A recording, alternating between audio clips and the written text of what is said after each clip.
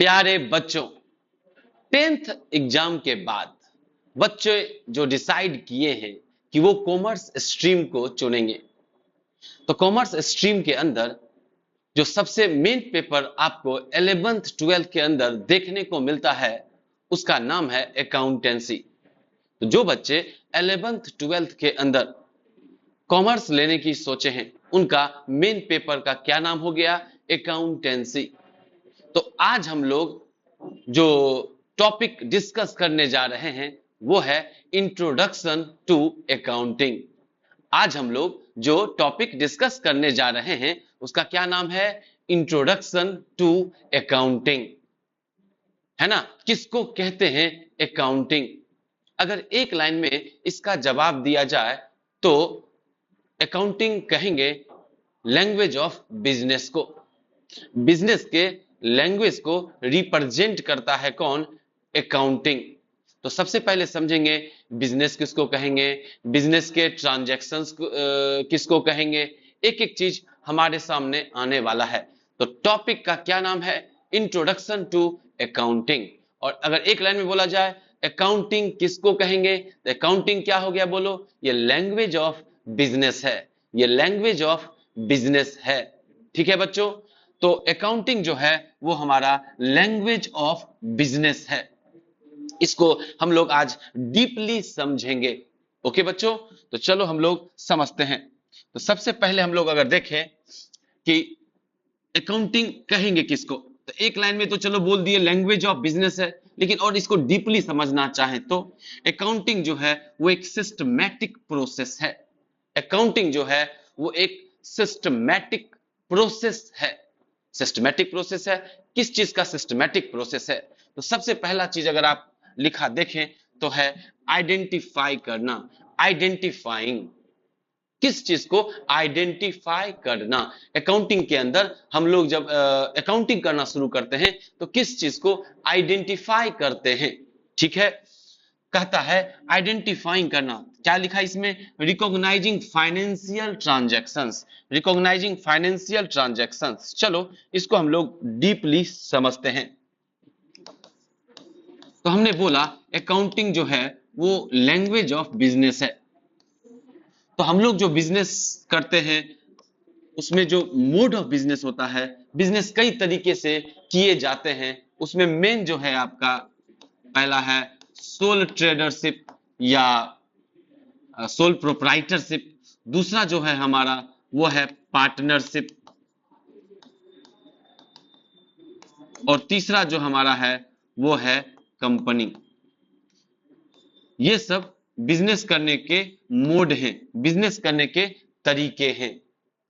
मान लीजिए mister A नाम का जो आदमी है वो एक कपड़े का दुकान चला रहा है। मिस्टर ए का कपड़े का दुकान है। तो मिस्टर ए इसका अकेला मालिक है। तो इसको कहा जाता है सोल, मतलब होता है सिंगल।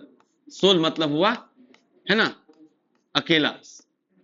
जब बिजनेस का ओनर कोई इंडिविजुअल हो, जैसे मिस्टर ए इस बिजनेस का अकेला मालिक है, तो ये सोल ट्रेडरशिप या सोल प्रोप्राइटरशिप इसको कहेंगे।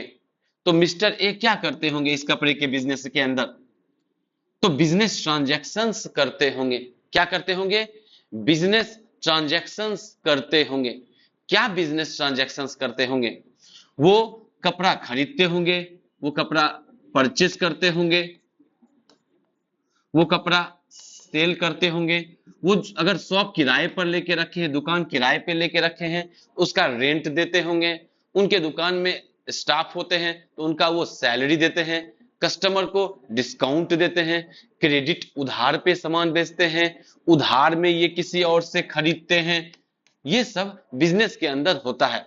इन्होंने अपने बिजनेस के अंदर फर्नीचर खरीदा होगा जिसपे कस्टमर बैठ सके। इन्होंने अपने बिजनेस के अंदर कंप्यूटर सिस्टम खरीदा होगा जिससे बिजनेस को प्रॉपर बिल बना कर दिया जा सके। इन्होंने अपने बिजनेस के अंदर दुकान के अंदर एसी लगवाया होगा, है ना। तो ये सब बिजनेस ट्रांजैक्शन है। ये सब क्या है बोलो? बिजनेस ट्रांजैक्शन है।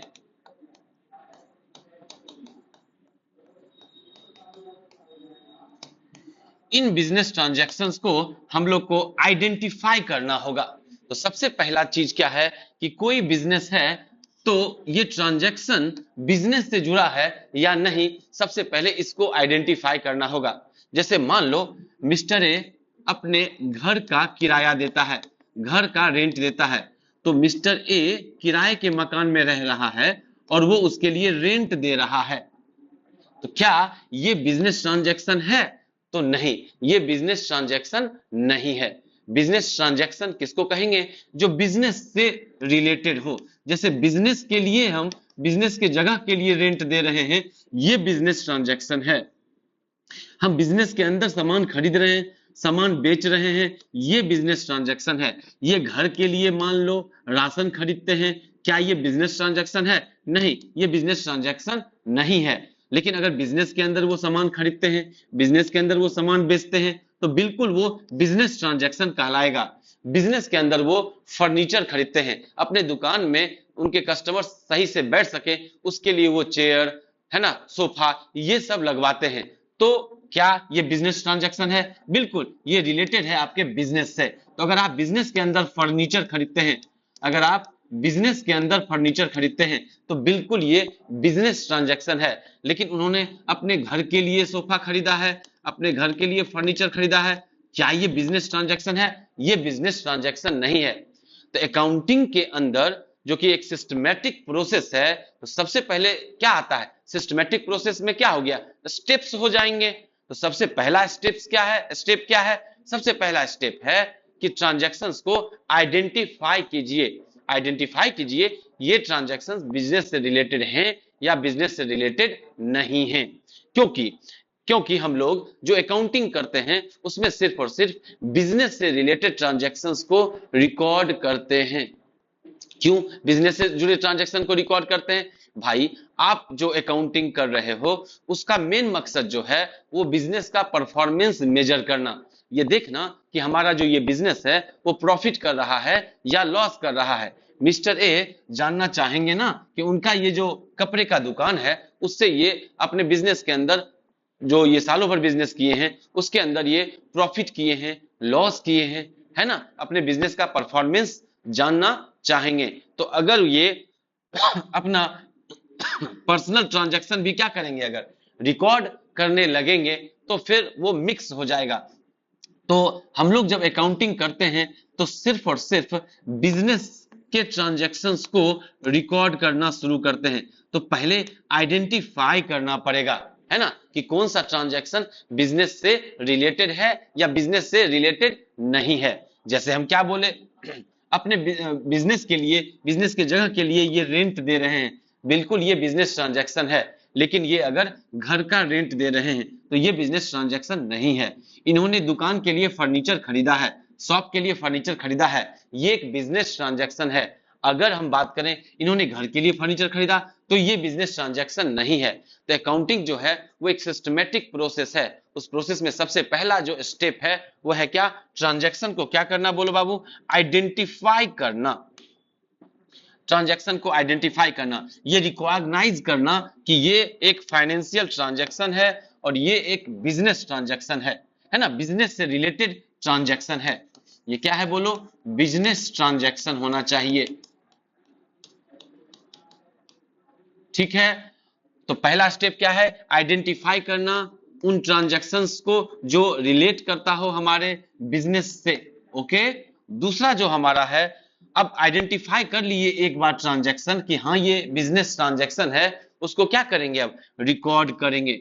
हम लोगों को अकाउंटिंग के अंदर जब हम लोग अकाउंटिंग करते हैं किसी भी बिजनेस का, तो हम लोग क्या करते हैं? बिजनेस के एक एक ट्रांजैक्शंस को रिकॉर्ड करते हैं। जैसे कि बिजनेस के अंदर होने वाले ट्रांजैक्शंस क्या हैं?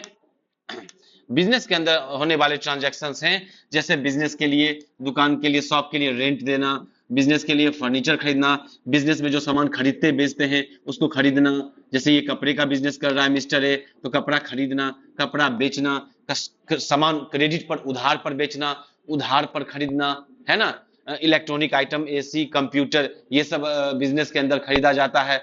कल बिजनेस और बड़ा हो जाए तो कल अगर ये फैक्ट्री डालने का सोचे, हो सकता है अपना जमीन खरीदे तो अपना लैंड खरीदे, अपना मशीन खरीदे, ये सारे ट्रांजैक्शंस क्या हैं? बिजनेस ट्रांजैक्शंस हैं। अब इनको क्या करना पड़ेगा? रिकॉर्ड करना पड़ेगा। तो आइडेंटिफिकेशन के बाद एक बार हम समझ लिए कि हाँ ये ट्रांजैक्शंस बिजनेस ट्रांजैक्शंस हैं, तो उनको क्या करेंगे हम लोग? रिकॉर्ड करेंगे, सिस्टमेटिकली रिकॉर्ड करेंगे। तो हम लोग सबसे पहला काम जो करते हैं, ट्रांजैक्शन को आइडेंटिफाई करते हैं, और दूसरा काम जो करते हैं, उन ट्रांजैक्शंस को रिकॉर्ड करते हैं, और यहीं से अकाउंटिंग का टॉपिक शुरू हो जाता है। तो रिकॉर्डिंग का काम जो हम लोग करते हैं, ट्रांजैक्शन को रिकॉर्डिंग करने का जो काम करते हैं, उसमें सबसे पहला जो काम करते हैं उसको बोला जाता है जर्नल एंट्री करना। हर एक ट्रांजैक्शन का क्या किया जाता है बोलो बच्चों? Journal entry. ये टॉपिक के रूप में आपके सामने आगे आएगा। तो सबसे पहला टॉपिक क्या है हमारा बोलो? वो है जर्नल एंट्री। जो रिकॉर्डिंग करने में सबसे पहला काम करते हैं वो क्या करते हैं बोलो? जर्नल एंट्री करते हैं। और यही टॉपिक हम लोग जब करना शुरू करेंगे तो सबसे पहले हम लोग जर्नल एंट्री ही करना सीखेंगे। तो सबसे पहला स्टेप क्या देखें? सबसे पहला स्टेप देखें कि ट्रांजैक्शन को आइडेंटिफाई कीजिए। देखिए कि ये ट्रांजैक्शन हमारे बिजनेस से रिलेटेड है या हमारे बिजनेस से रिलेटेड नहीं है। अगर बिजनेस से रिलेटेड नहीं है, वो ट्रांजैक्शन रिकॉर्ड नहीं किया जाएगा। जो ट्रांजैक्शन हमारे बिजनेस से रिलेटेड है वही ट्रांजैक्शन हमारे अकाउंट बुक के अंदर रिकॉर्ड होगा। उसके बाद एक बार ट्रांजैक्शन रिकॉर्ड कर लिए, उसके बाद उसको क्लासिफाई करना पड़ता है। अब आप एक बात समझिए, मान लीजिए मिस्टर ए जो बिजनेस की बात कर रहे थे, वो पूरे साल बिजनेस किया, 1/4/25 से लेके चलो 31/3/26, ये एक फाइनेंशियल ईयर है। फाइनेंशियल ईयर किसको कहेंगे? जब अप्रैल से लेके मार्च तक की बात की जाएगी तो ये फाइनेंशियल ईयर कहलाता है। और जब हम लोग बात करेंगे जनवरी से दिसंबर की, तो वो क्या कहलाता है बोलो? कैलेंडर ईयर कहलाता है। कैलेंडर में देखते हैं ना हम लोग, जनवरी टू दिसंबर रहता है ना? तो वो कैलेंडर ईयर हो गया।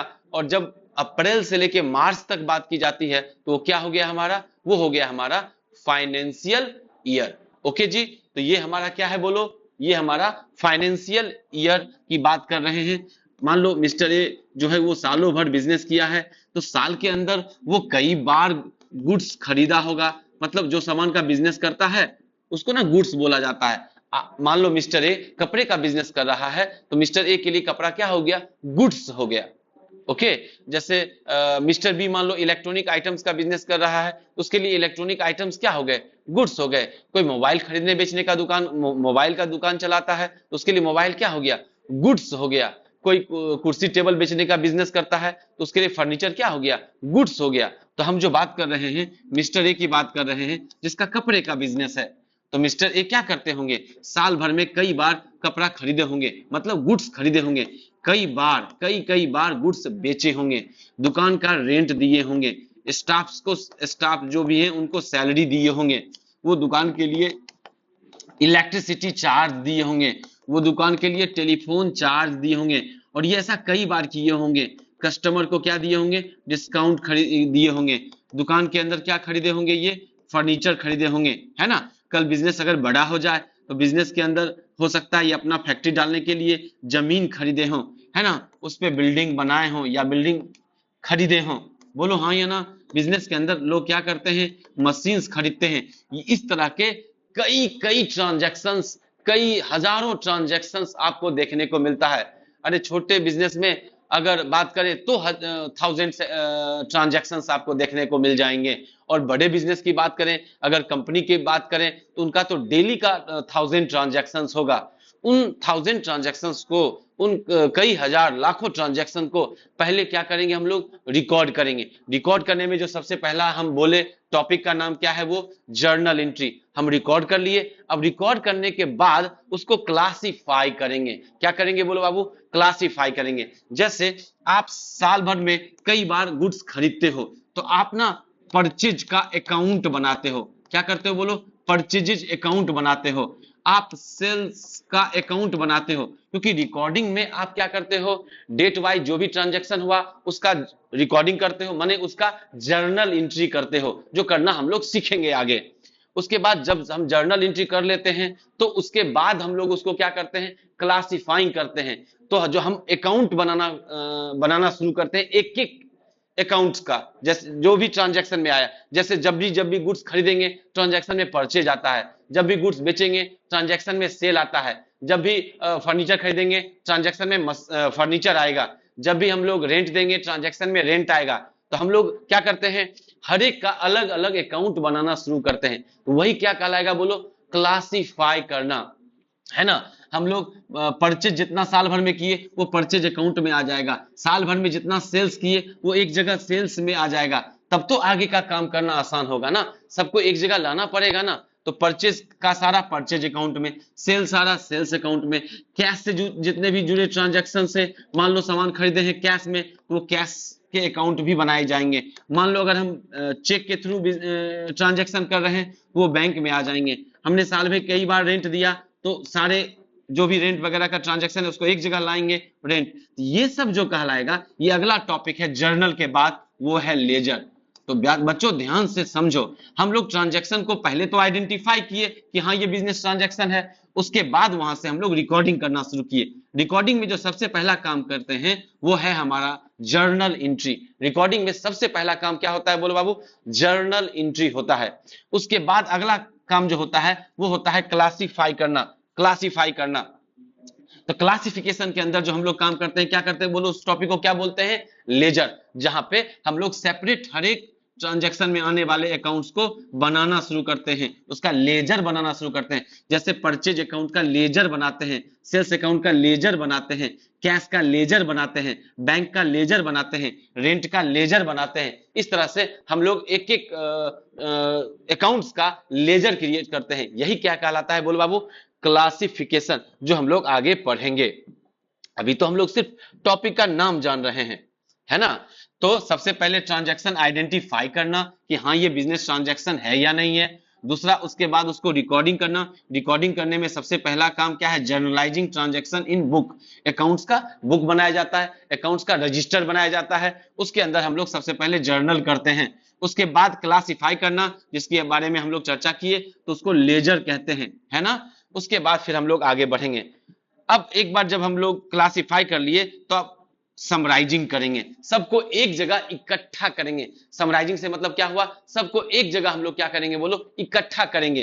तो समराइजिंग के अंदर हम लोग जो टॉपिक करते हैं, आप देखोगे आगे पढ़ोगे, जर्नल हो गया, ट्रांजैक्शन रिकॉर्ड हो गया, क्लासिफाई हो गया जिसको लेजर कहेंगे, जिसमें हर एक का अलग अलग अकाउंट। जैसे परचेज अकाउंट, तो ये परचेज का लेजर हुआ, सारे परचेज ट्रांजैक्शंस उसमें होंगे। सारे सेल्स ट्रांजैक्शन सेल्स के लेजर में होंगे। सारे कैश से जुड़े ट्रांजैक्शन कैश के लेजर में होंगे। सारे बैंक से जुड़े ट्रांजैक्शन, अब जैसे आप फर्नीचर खरीदे, चेक के थ्रू खरीदे, अब आप सामान खरीदे, गुड्स खरीदे, आप कैश के थ्रू खरीदे। कई बार ट्रांजैक्शन कैश में किया जाता है, कई बार ट्रांजैक्शन चेक के थ्रू किया जाता है। तो आपको कैश का लेजर, बैंक का लेजर, आप रेंट देते हैं, रेंट का लेजर, आप सैलरी देते हैं, सैलरी का लेजर, आप डिस्काउंट देते हैं कस्टमर को, डिस्काउंट का लेजर। तो रिकॉर्डिंग करने के बाद उसके बाद क्लासिफिकेशन करते हैं, जो किसके अंदर करते हैं बोलो बच्चों, लेजर के अंदर, टॉपिक के अंदर करते हैं, जो हम लोग आगे पढ़ेंगे। अगला क्या बोले हम लोग, समराइजिंग करना। मतलब लेजर बनाने के बाद सारे अकाउंट्स के बैलेंस आ जाते हैं, कितना का साल भर में गुड्स खरीदे हैं, परचेज किए हैं, ये परचेज के लेजर से मालूम चलता है। साल भर में कितना सेल्स किए हैं, वो सेल्स के लेजर से मालूम चलता है। साल भर में कितना कैश ट्रांजैक्शन हुआ, साल के लास्ट में कितना कैश बैलेंस बचा, ये कैश के लेजर से पता चलता है। साल भर में जो बैंक के थ्रू ट्रांजैक्शन किए तो बैंक में कितना बैलेंस बचा, वो बैंक के लेजर से पता चलता है। साल भर में कितना आप रेंट दिए, वो रेंट के लेजर से मालूम चलता है। तो ये सारे लेजर से मालूम चल गया आपको सबका बैलेंस। अब सबको एक जगह इकट्ठा कर लिए। तो एक जगह इकट्ठा करने का जो काम है वो होता है ट्रायल बैलेंस में। ट्रायल बैलेंस में हम लोग लेजर के सारे बैलेंस को एक जगह इकट्ठा करते हैं और वहां से हम लोग फिर आगे बढ़ते हैं और trading and profit and loss account बनाते हैं। क्या नाम आया बोलो, trading and profit and loss account. अब ये trading and profit and loss account नाम से ही पता चल रहा है क्या। तो जैसे लेजर करने के बाद हम लोग क्या करेंगे, समराइजिंग करेंगे। समराइजिंग करने में सबसे पहला जो टॉपिक आता है, क्या आता है बोलो, ट्रायल बैलेंस। वहां पे सारे अकाउंट को एक जगह इकट्ठा किया जाता है। ओके, उसके बाद हम लोग बनाते हैं trading and profit and loss account. Trading and profit and loss account, account को ना अकाउंट को A/C इस तरह से लिखा जाता है। तो इसी से पता चलता है कि आपके बिजनेस के अंदर प्रॉफिट हुआ या लॉस हुआ, नाम से ही पता चल रहा है, trading and profit and loss account. तो आपको पता चलेगा कि आप जो साल भर बिजनेस किए हैं उसके अंदर प्रॉफिट हुआ या लॉस हुआ। जैसे हम लोग चर्चा कर रहे थे कि मिस्टर ए जो है वो पूरे साल बिजनेस किया, तो इस पूरे साल बिजनेस करने के बाद उसको एग्जैक्ट कितना प्रॉफिट आया, उसको एग्जैक्ट कितना लॉस आया, वो ये बनाने के बाद पता चलेगा। उसके बाद इसमें ही समराइजिंग के अंदर ही एक चीज बनाते हैं जिसका नाम है हम लोग का बैलेंस शीट। बैलेंस शीट के अंदर क्या आता है? बैलेंस शीट के अंदर आता है एसेट्स, मतलब बिजनेस के अंदर क्या क्या संपत्तियां हैं। और ट्रायल बैलेंस शीट के अंदर क्या आता है? आता है लायबिलिटीज, बिजनेस के अंदर लोन वगैरह कितना है ना। क्योंकि बिजनेस में हम लोग एसेट्स खरीदते हैं, जैसे मान लो बिजनेस बड़ा होता है तो बिजनेस के अंदर land, building, machine, furniture, truck, ये सब खरीदा जाता है। ये सब एसेट्स हो गया जिसके बारे में हम लोग डीपली चर्चा करेंगे। उसके बाद लायबिलिटी, अब बिजनेस के अंदर आप सुनते होंगे बिजनेस जो है, कंपनियां जो हैं या और भी कोई तरह का बिजनेस का मोड है, वो सब बिजनेस के लिए क्या लेते हैं? लोन लेते हैं। मेरी बात समझ में आ रही है? तो ये कहां दिखता है, रिफ्लेक्ट होता है बोलो बाबू? बैलेंस शीट के अंदर। तो समराइजिंग के अंदर क्या चीज बन रहा है? देखो आप, समराइजिंग के अंदर बन रहा है ट्रायल बैलेंस, समराइजिंग के अंदर बन रहा है trading and profit and loss account. उसके बाद और क्या बन रहा है बोलो? टॉपिक बैलेंस शीट, है ना। ये सब टॉपिक आने वाला है। तो हम लोग टॉपिक में क्या क्या नाम देख रहे हैं? हम लोग देखिए, सबसे पहले ट्रांजैक्शन रिकॉर्ड करेंगे तो जर्नल एंट्री, क्लासिफाई करेंगे ट्रांजैक्शन से तो लेजर, उसके बाद फिर समराइजिंग करेंगे तो टॉपिक का नाम क्या आया? Trial balance, trading and profit and loss. उसके बाद क्या आया बोलो बाबू? बैलेंस शीट, जहां पे पता चलेगा, है ना, trading and profit and loss से कितना प्रॉफिट हुआ या लॉस हुआ। और बैलेंस शीट से पता चलेगा हमारे बिजनेस के अंदर कितना एसेट्स है या कितना लायबिलिटीज वगैरह है। उसके बाद फिर हम लोग अगर आगे बढ़े तो समराइजिंग करने के बाद एनालाइजिंग करना और इंटरप्रेटिंग करना किसका? जैसे हम लोग trading and profit and loss और बैलेंस शीट बनाए, trading and profit and loss से आपको आपका प्रॉफिट पता चला, आपको आपका अगर बिजनेस में लॉस हुआ है, लॉस पता चला। अब उसको एनालाइज करना होता है, उसको इंटरप्रेट करना पड़ता है कि सब लोग समझ सकें। जैसे मान लो तुम 11th-12th के अंदर, तुम 11th-12th के अंदर 2 साल अकाउंटेंसी पढ़ोगे, अकाउंटिंग करना सीखोगे, ओके। और जो साइंस बैकग्राउंड के हैं उन्होंने तो 11th-12th में साइंस पढ़ा, उन्होंने तो फिजिक्स पढ़ा, केमिस्ट्री पढ़ा, मैथ्स पढ़ा। तो आपने जो 11th-12th में 2 साल के अंदर जो आप अकाउंटिंग सीखे हैं, या 11th में 1 साल के अंदर जो अकाउंटिंग सीखेंगे, तो अकाउंटिंग क्या है? एक लैंग्वेज है जो बिजनेस को, बिजनेस के ट्रांजैक्शन को हम रिप्रेजेंट करता है। तो आप अकाउंटिंग के भाषा को आप समझ सकते हैं, लेकिन कोई चाहेगा कि साइंस वाला बच्चा कि हम अकाउंटिंग को समझ पाए, हम उसको अंडरस्टैंडिंग कर सकें, तो साइंस वाला बच्चा क्यों चाहेगा? तो कल मान लो कोई साइंस का बच्चा पढ़ लिख के डॉक्टर बनता है, नीट निकालता है और डॉक्टर बनता है। उसके बाद वो हॉस्पिटल खोलेगा, हॉस्पिटल के अंदर प्राइवेट हॉस्पिटल है तो पेशेंट्स आएंगे, उनसे फी लिया जाएगा, उनका ट्रीटमेंट किया जाएगा, दवाई उनको दिया जाएगा, दवाई का पेमेंट लिया जाएगा। और बिल्डिंग, हॉस्पिटल के लिए बिल्डिंग चाहिए, बेड्स चाहिए, तो बहुत सारे फर्नीचर्स खरीदने पड़ेंगे, है ना, सेंट्रलाइज एसी। तो वहां हॉस्पिटल भी एक बिजनेस है, उसके अंदर बहुत सारे बिजनेस ट्रांजैक्शंस होंगे, उसके अंदर भी ट्रांजैक्शन रिकॉर्ड होंगे, क्लासिफाई होंगे, उनका भी ट्रायल बैलेंस, समराइजिंग होगा, ट्रायल बैलेंस बनेगा, उनका भी प्रॉफिट एंड लॉस बनेगा, उनका भी बैलेंस बनेगा। तो एक डॉक्टर अगर समझना चाहेगा तो वो इन चीजों से बेहतर नहीं समझ पाएगा, वो अच्छे से नहीं समझ पाएगा, क्योंकि वो अकाउंटेंसी पढ़ा ही नहीं, 11th-12th में भी नहीं पढ़ा, क्योंकि वो तो फिजिक्स, केमिस्ट्री, बायोलॉजी पढ़ रहा था। उसके बाद और वो ज्यादा बायोलॉजी पढ़ा, मेडिकल सेक्टर से जुड़ा हुआ सब्जेक्ट पढ़ा, तो उसको तो पता ही नहीं चलेगा कि ये सब है क्या। तो जरूरी है कि जो कॉमर्स नहीं भी पढ़े, जो अकाउंटेंसी नहीं भी पढ़े, वो भी अकाउंट्स के जो रिजल्ट हैं, क्योंकि उनका बिजनेस है हॉस्पिटल, वो भी तो जानना चाहेंगे कि प्रॉफिट हुआ, कितना प्रॉफिट हुआ, है ना, कैसे ये प्रॉफिट आया। या जैसे मान लो कि हॉस्पिटल कई साल से चलता आ रहा है, तो वो जानेंगे ना पिछले साल का जो प्रॉफिट का परसेंटेज है और इस साल का जो प्रॉफिट का परसेंटेज है वो बढ़ा है, घटा है ना।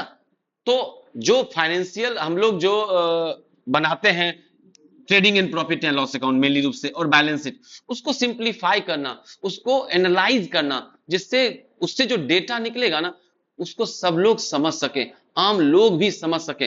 अब सिंपल सी एक बात बताओ, तुम्हारा तबीयत खराब होता है, किसी भी का तबीयत खराब हो सकता है, तो वो जाके डॉक्टर से दिखवाते हैं, तो डॉक्टर उनको बोलता है ब्लड जांच करवा लीजिए, आप जाते हैं ब्लड जांच करवाते हैं, तो जो रिपोर्ट आता है उसमें आप ये देख के समझ जाते हैं कि हाँ जी क्या चीज बढ़ा है क्या चीज घटा है। क्यों? क्योंकि वहां पे एक स्टैंडर्ड लिखा होता है और एक्चुअल जो आपका आया है वो लिखा होता है। जैसे हीमोग्लोबिन इतना होना चाहिए और आपका इतना है, तो आपको वहां देखने से पता चल जाता है हाँ हमारा हीमोग्लोबिन सही है, हमारा ये गलत है, हमारा ये सही है कि नहीं है बोलो। तो आप ना उस रिपोर्ट से ये समझ जरूर लेते हो क्या चीज बढ़ा है क्या चीज घटा है। तो वो क्या किया जांच करने वाला, रिपोर्ट को सिंप्लीफाई किया कि कोई आम आदमी भी समझ ले। हाँ, आम आदमी उसका ट्रीटमेंट नहीं समझेगा, आप उसका ट्रीटमेंट नहीं जानते हो, है ना, लेकिन डॉक्टर डॉक्टर क्या है वो देखा और वो उसका इलाज किया, ट्रीटमेंट किया। समझ मेरी बात? तो आपको लेकिन समझ में तो आ गया ना कि क्या बढ़ा है क्या घटा है, अरे बोलो हाँ या ना। तो ये आपको पता चलता है। तो वैसे ही जो ये हमारा लैंग्वेज है अकाउंट्स का, ये तो हम लोग को समझ में आने वाला है ना, क्योंकि हम लोग कॉमर्स स्ट्रीम से, साइंस वालों को कहां से समझ में आएगा। लेकिन साइंस वाले भी तो कल बिजनेस कर सकते हैं, आईटीएन भी तो स्टार्टअप शुरू करता है, हाँ या ना। तो वो अपने अकाउंट्स को कैसे समझेगा? तो अकाउंट्स को सिंप्लीफाई किया जाता है, सिंप्लीफाई करने के अंदर एनालाइज किया जाता है, उसको इंटरप्रेटिंग किया जाता है। तो ये टॉपिक हम लोग को आगे देखने को मिलेगा। एक्चुअली ये जो यहां तक जो है ना, हम लोग जो समराइजिंग तक है 11th में हम लोग यहां तक पढ़ते हैं, समराइजिंग तक पढ़ते हैं, और एनालाइजिंग और इंटरप्रेटिंग का जो काम है वो 12th के अंदर आता है, 12th के अंदर आता है बाबू। ये जो हिस्सा है हम लोग 12th में पढ़ेंगे, है ना, सिंप्लीफिकेशन करना अकाउंट्स को, जिससे सब कोई आम पब्लिक भी समझ सके। उसके बाद अगर बात करें हम लोग, अगला क्या है हमारा सिस्टमैटिक प्रोसेस में, वो लास्ट प्रोसेस है कम्युनिकेटिंग करना फाइनेंशियल ट्रांजैक्शन को of a business to stakeholders. अब इसका क्या मतलब है? क्या बोला? कम्युनिकेट करना क्या, फाइनेंशियल ट्रांजैक्शंस को या फाइनेंशियल रिपोर्ट को, किसको? उसके स्टेक होल्डर्स को। मतलब सर समझेंगे, अगर हम बात करें एक कंपनी की थोड़ा बात करते हैं, मान लो बात करते हैं टाटा मोटर्स लिमिटेड का। तो टाटा मोटर्स लिमिटेड के ओनर कौन होते हैं? कंपनी के ओनर्स होते हैं बाबू, उसको बोला जाता है शेयर होल्डर्स। क्या बोला जाता है बोलो? शेयर होल्डर्स बोला जाता है, ठीक है। तो शेयर होल्डर होते हैं कंपनी के ओनर। इस कंपनी को बैंक लोन दी होती है, नॉर्मली बिजनेसेस में लोन लिया जाता है। ये हो सकता है आम पब्लिक से भी लोन ले, है ना, आम पब्लिक से भी लोन ले। उसके बाद गवर्नमेंट भी होती है, जिसको इससे क्या लेना होता है, टैक्स। तो एक बिजनेस से जुड़े हुए बहुत सारे पार्टीज होते हैं, एक तो उनका मालिक होता है, एक तो जो अदर पब्लिक से लोन लेके होते हैं, एक गवर्नमेंट को टैक्स लेना होता है, और बैंक जो कि इनको लोन दे रखा होता है। तो कंपनी को लोन देगा अगर मान लो बैंक, तो बैंक उसके अकाउंट्स पे नजर रखेगा ना कि हाँ ये प्रॉफिट कर रहा है कि नहीं कर रहा है, इसका बिजनेस कहीं डूब तो नहीं रहा है, कहीं इसका बिजनेस डूब जाए और मेरा लोन भी ये डुबा दे, पैसा ना चुका सके, है ना। तो बैंक भी क्या चाहेगा? इसका फाइनेंशियल रिपोर्ट देखना। तो जो ये कंपनी है अपने फाइनेंशियल रिपोर्ट को क्या करेगी? पब्लिक करेगी, जिससे जो भी इसके स्टेक होल्डर्स हैं, जो भी इस कंपनी के रिलेटेड पार्टीज हैं, वो इसके अकाउंट्स को देख सकें। तो वही हुआ कम्युनिकेट करना, क्या? फाइनेंशियल रिपोर्ट को, जो वो साल भर का अकाउंट्स बनाया उसको क्या करना बोलो? कम्युनिकेट करना। किसको? अपने ओनर को। ओनर को क्यों? क्योंकि ओनर को प्रॉफिट मिलना है। तो ओनर को प्रॉफिट मिला, तो ओनर को सही प्रॉफिट मिला है कि नहीं मिला है, ये ओनर को पता होना चाहिए। जो लोन दे रखा है अदर लोग, वो देखेगा कि हाँ ये इंटरेस्ट दे सकता है या नहीं दे सकता है, आगे इसके पास सफिशियंट कैश है या नहीं है, ये लोन का रिपेमेंट कर सकता है कि नहीं कर सकता है, इंस्टॉलमेंट्स लोन के दे सकता है कि नहीं दे सकता है। और गवर्नमेंट देखेगा कि भैया हमारा टैक्स ये पे कर पाएगा या नहीं कर पाएगा, या टैक्स कहीं चोरी तो नहीं कर रहा है, तो गवर्नमेंट भी इसके अकाउंट्स पे नजर रखता है। तो ये सारे कौन हो गए बोलो? स्टेक होल्डर्स हो गए, या यूजर्स कह सकते हैं। यहां पे रिपोर्टिंग टू यूजर्स बोला जाता है। क्या बोला जाता है इसको? Reporting to users. तो इन सबको आपको क्या करना पड़ेगा, अपने अकाउंट्स को पब्लिश करना पड़ेगा, जिससे ये लोग अकाउंट्स देख करके अपने आप का को सेटिस्फाई कर सकें। तो यहां पे हम लोग जो आज देखे वो था क्या, इंट्रोडक्शन टू अकाउंटिंग। ओके बच्चों, तो क्या देखे हम लोग, इसका स्टेप्स क्या क्या है, अकाउंटिंग क्या है, पहले तो देखे क्या है वन लाइनर में, लैंग्वेज ऑफ बिजनेस है। अकाउंटिंग क्या है बोलो, लैंग्वेज ऑफ बिजनेस है। उसके बाद हम लोग क्या देखे भैया, ट्रांजैक्शन को आइडेंटिफाई करना, ट्रांजैक्शन को आइडेंटिफाई करना, उसके बाद उसको रिकॉर्ड करना, जिसमें पहला टॉपिक आया जर्नल, जर्नल एंट्री इसको बोलेंगे हम लोग, जर्नलाइजिंग करना। उसके बाद अगला टॉपिक क्या होगा, क्लासिफिकेशन, है ना, क्लासिफाइंग करना, उसमें क्या आएगा लेजर। उसके बाद समराइजिंग करना, उसमें trial balance, trading and profit, यहीं से पता चलेगा प्रॉफिट हुआ या लॉस हुआ। उसके बाद क्या आया बोलो, हमारा बैलेंस शीट, यहां से पता चलेगा हमारे बिजनेस में कितना एसेट्स है, मतलब कितना संपत्ति है, कितना लायबिलिटी मतलब कितना लोन है, ये सब आपको पता चलेगा। ओके, तो समराइजिंग तक, यहां तक हम लोग को 11th के अंदर पढ़ना होता है ना। उसके बाद एनालाइजिंग और इंटरप्रेटिंग करना, उसमें हम लोग जो है इसको 12th क्लास के अंदर पढ़ेंगे कि भैया कोई भी हमारे अकाउंट फाइनेंशियल डेटा को समझ सके, अंडरस्टैंडिंग कर सके, उसके लिए इसको एनालाइज किया जाता है, उसको सिंप्लीफाई किया जाता है अकाउंट्स को। ओके, उसके बाद फिर क्या होता है, कम्युनिकेट करना किसको, जो स्टेक होल्डर्स हैं, रिपोर्टिंग टू यूजर्स, जो कंपनी के ओनर हैं, जो बिजनेस के ओनर हैं। अगर कंपनी की बात करें तो कंपनी के ओनर कौन होते हैं, शेयर होल्डर्स, उनको जानना है कि कंपनी कितना प्रॉफिट की, कितना कंपनी के पास एसेट्स है, कंपनी पे कितना लोन वगैरह है ना, क्योंकि कंपनी में शेयर होल्डर्स लाखों शेयर होल्डर्स होते हैं, तो वो उनको जानना है इसलिए। और जो बैंक लोन दे रखी है उसको जानना है, इस कंपनी का क्या सिचुएशन है, गवर्नमेंट को जानना है कि वो सही में से इनकम टैक्स जीएसटी जमा कर रहा है कि नहीं कर रहा है। तो ये जो यूजर्स हैं उन तक कम्युनिकेट करना। तो कंपनियां जो होती हैं, खासकर कंपनियां जो होती हैं, वो अपने रिपोर्ट्स को क्या करती है, पब्लिक में डालती है, मतलब अपने वेबसाइट पर अपलोड करती है, जिससे कोई भी वहां पे डाउनलोड करके उस पीडीएफ को देख सके, उस कंपनी का परफॉर्मेंस। और यहाँ पे एक बात और सुन लो कि तुम भी अगर कल सोचोगे कि हम किसी कंपनी के शेयर्स को खरीदें, है ना, शेयर मार्केट में शेयर्स में इन्वेस्ट करें, तो आप क्या देखोगे, आप देखोगे उस कंपनी का फाइनेंशियल रिपोर्ट, है ना। तो फाइनेंशियल रिपोर्ट देख के, रिपोर्ट कैसे देखे, आपको तक रिपोर्ट कैसे पहुंचा, तो वो पब्लिक में अवेलेबल होता है, आप बिल्कुल उसका रिपोर्ट डाउनलोड करके उस पीडीएफ को अच्छे से पढ़ के समझ सकते हैं।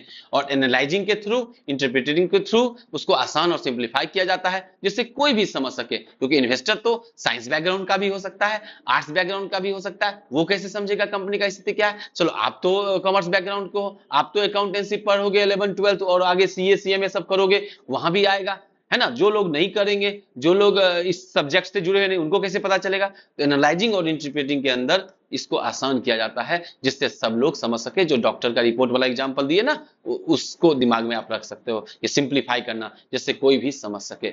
तो बच्चों, आगे के लेक्चर्स में हम लोग टॉपिक्स, न्यू टॉपिक्स देखेंगे। तो आप लोगों ने कॉमर्स चुना है, ये बहुत अच्छी बात है, क्योंकि कॉमर्स के अंदर बहुत ब्राइट फ्यूचर है। तो पेसिंग कॉमर्स क्लासेस आपके उज्जवल भविष्य की कामना करता है। फिर हम लोग मिलेंगे नेक्स्ट लेक्चर में। थैंक यू बच्चों।